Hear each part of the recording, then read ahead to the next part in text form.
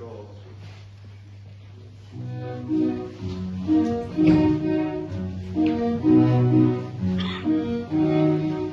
Давайте негромко, давайте вполголоса, давайте простимся светло.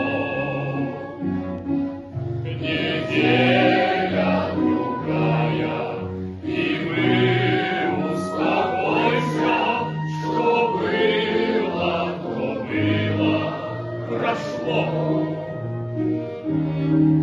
Конечно, ужасно, нелепо, бессмысленно, ах, как бы начало вернуть.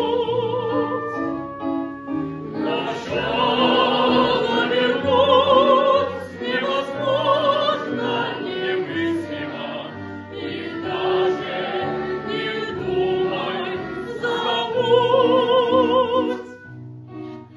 Займемся обедом, займемся нарядами, заполним заботами быт.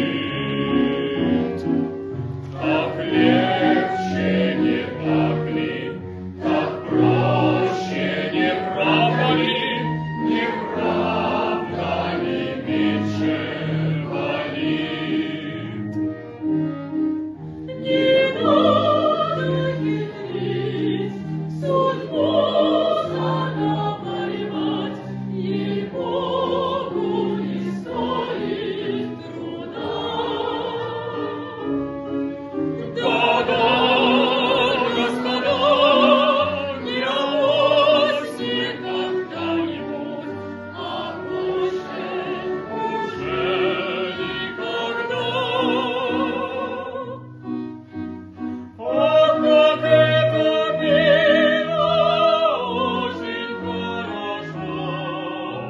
Было и уплыло, было и прошло. Было и прошло. Было и прошло.